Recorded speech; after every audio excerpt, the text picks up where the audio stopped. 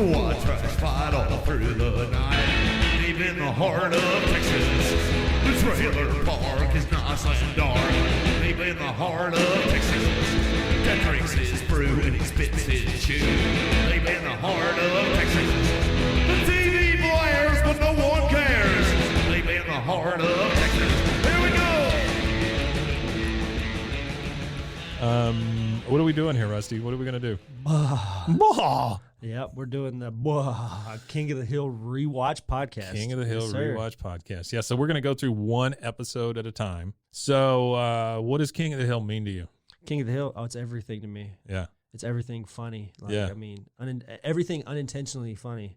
Greg Daniels of The Office fame. Yep. Mike Judge of Beavis and Butthead, Office Space, Idiocracy fame. Yep. Office Space is one of my all-time favorite movies, just simply because of the humor, which is the same exact humor. Same humor. Yeah.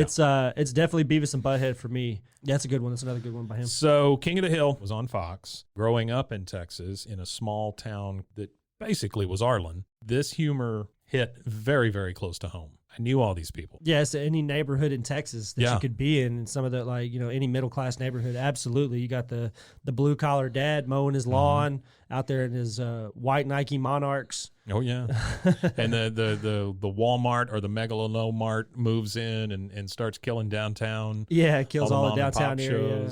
And it really reminds me of like the Houston area. Really, just the fact that they would get up and go to Whataburger. The fact that his wife is an award-winning substitute Spanish teacher who thinks she knows Spanish. His son is somebody we all knew. Bobby might have been Bobby. That's what I'm saying. Bobby's a weird little dude.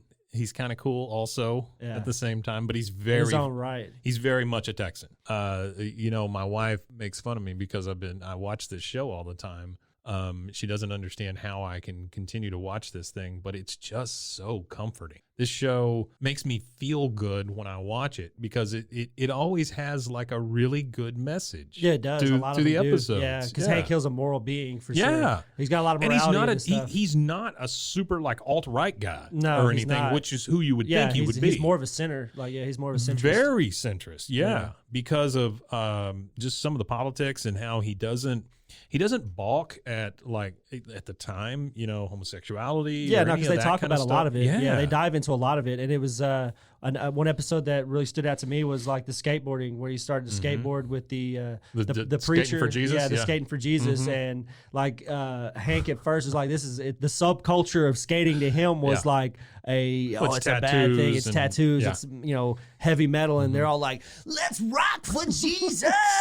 Satan sucks. Yeah, Satan sucks. And he just but it says sucks. But it says sucks. That's right. Yeah, so like even in morality, it's even in that it's just he's just unique. Hank is just a straight up guy. He believes in playing by the rules, doing things the right way, and America. I mean, that's really what it comes down to. Hank is just about he's as big a rule follower as there ever was. It's 9 to 5. It's the Ford pickup. Yep, ranch style immaculate house. Maintenance. Yep, the ranch style house. The boss that doesn't really appreciate what you do for him, even though you do. You're the only reason why he even has a business. Well, his boss is a god to him, basically. Yeah, absolutely. And that was one of the things I don't really understand about the show, because literally the whole show is Hank pretty much juggling this guy's business and the guy's life to try to keep him from like sinking financially in his business and keep him from ruining his life. Hank is just like juggling this whole thing. It's like Hank just has these blinders on about Mr. Strickland. He can't see anything wrong that the guy does. No. And if he does, he always excuses it. Absolutely, always has an excuse for it. Even when he takes his son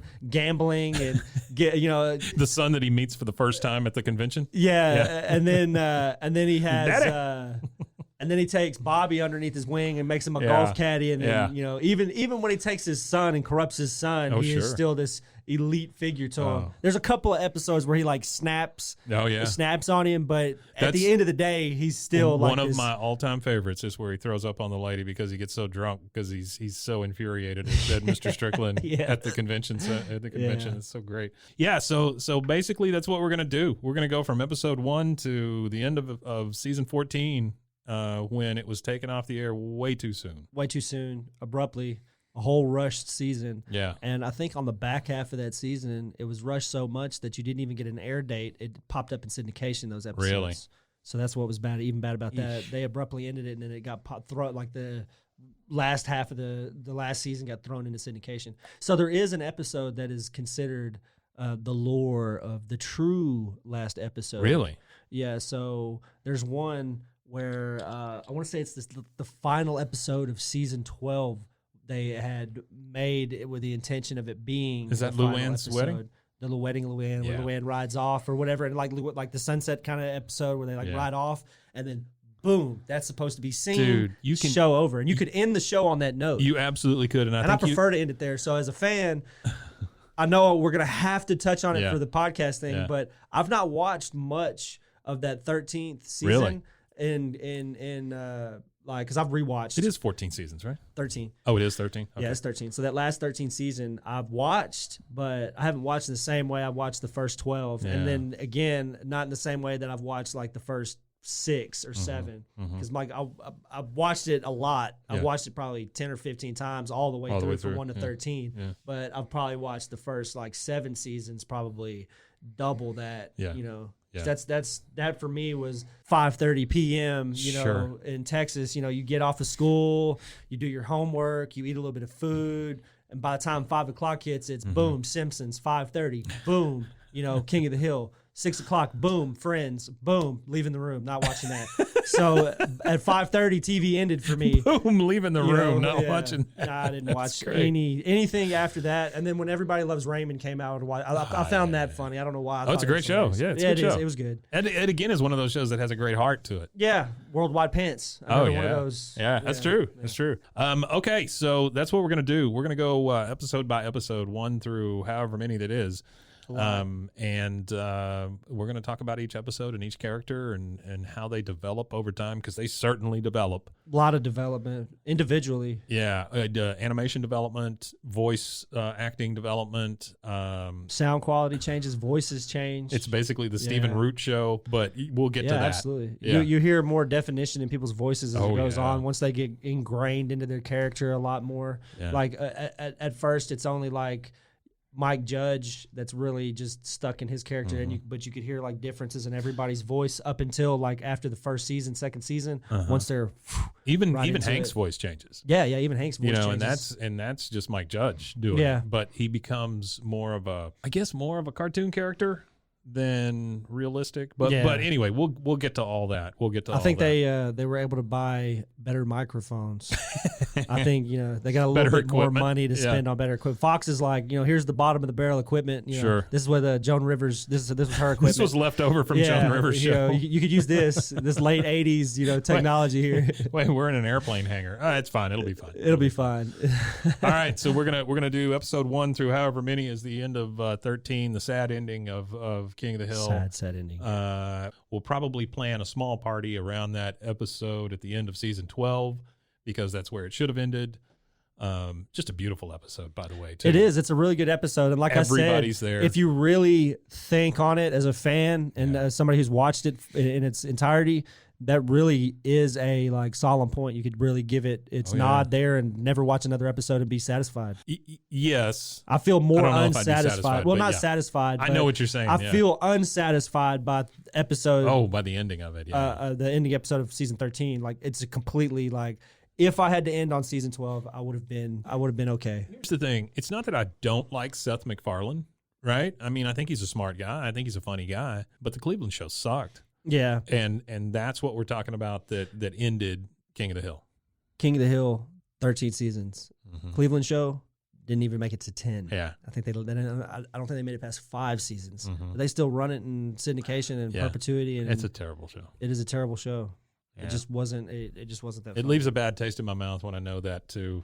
That and American Dad and all that kind of stuff. Well, it was just Fox was capitalizing on the Seth MacFarlane train at the time, and anything he was doing was gold at that time. And it still kind of is.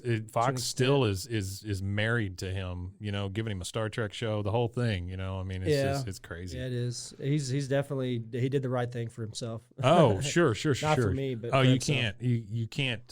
You can't talk bad about the guy. I mean, he's done what he's supposed to do, and he's been canceled more than once. Also, come along for the ride with us.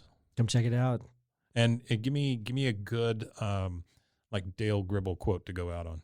Wingo, yeah, Wingo, Wingo.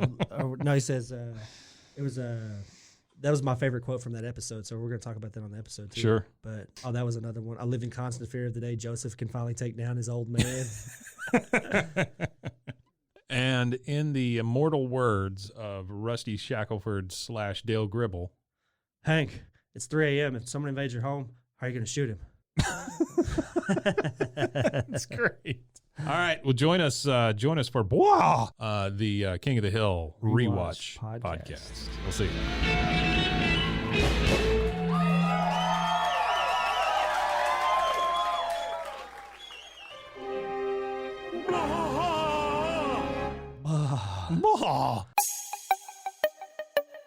This has been a Rogue Media podcast.